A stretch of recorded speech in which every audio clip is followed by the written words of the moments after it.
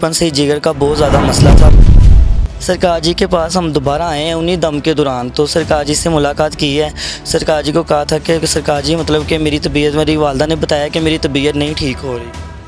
तो भाई मेरा नाम मोहम्मद वकास है और मैं फैसलाबाद से तशरीफ़ लाया हूँ। क्या प्रॉब्लम या तकलीफ़ थी जिसकी वजह से दरबार आलिया बलावड़ा शरीफ आया? हाँ भाई मैं छोटा सा था, मेरा बचपन से ही जिगर का बहुत ज़्यादा मसला था। मेरी एंडोस्कोपी होती रही है, जिगर की वेल फूट के ना वो ख़राब हो गई थी।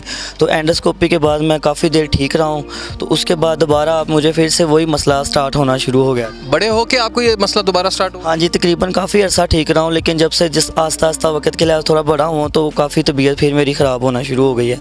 तो वो बता रहे थे कि जिगर का ही मसला है। मैंने वहाँ से काफ़ी डॉक्टर्स को हॉस्पिटल में चेकअप करवाया है। तो वहाँ पे फैसलाबाद में हमारा एक हॉस्पिटल है, वहाँ पे उन्होंने मुझे एडमिट कर लिया था। 15 दिन मैं वहाँ पे हॉस्पिटल में एडमिट रहा हूँ। उसके बाद मुझे किसी ने बताया था, मेरे गांव में मेरे मामू रहते हैं, वहाँ पे मैंने स्काई पे दम करवाया, पीर साहब का बताया था। तो बाद ये 11वीं शरीफ को जो हक़ ख़तीब हुसैन अली बादशाह सरकार स्काई पे और फेसबुक पे लाइव पे दम करते हैं, आपने वहाँ पे दम करवाया था स्क्रीन के ज़रिए देखकर, तो वहाँ से पता चला। फिर आप दरबार आलिया बलावड़ा शरीफ? हाँ जी, मेरी वालदा ने कहा था कि हम वहाँ पे सरकार जी के पास जाएंगे, हमने वहाँ पे उन्हें मिलना है, वहाँ पे जाके उनसे दम करवाना है। वहाँ पे यहाँ कितने दम करवाए आप? यहाँ पे मैं तकरीबन 7 दम करवाए हैं मैंने।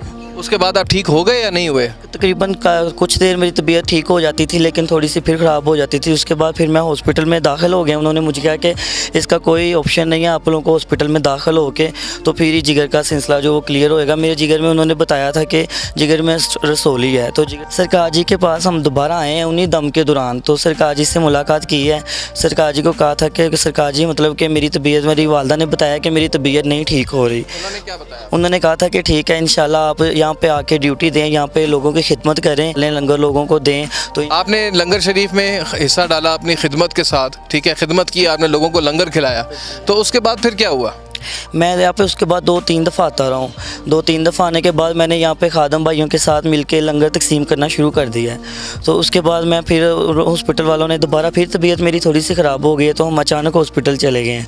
तो उन्होंने एडमिट कर लिया मुझे वहाँ पे। 15 दिन उन्होंने हॉस्पिटल में मुझे एडमिट रख के मेरी सारी रिपोर्ट्स की हैं।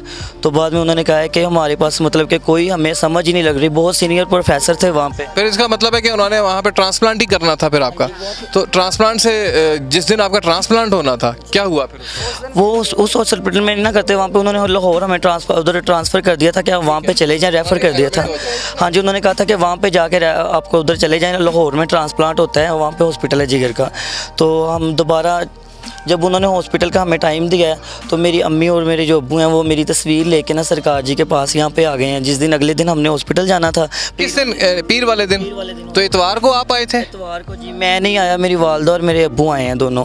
मेरी तबीयत जी मुलाकात मेरे लिए दम करवाया तस्वीर पे, स्काई पे सामने तस्वीर। तो बाद में जो तस्वीर देख के सरकार होना क्या कि नज़रे करम हो गया, जिगर ठीक हो गया, जाओ। ਅਸੀਂ ਲਾਹੌਰ हॉस्पिटल गए हैं, उन्होंने जो अपने टेस्ट लैके चेक किया, वो कहते जी ਇਹਦਾ जिगर बिल्कुल ठीक है, जिगर में कोई मसला ही नहीं है।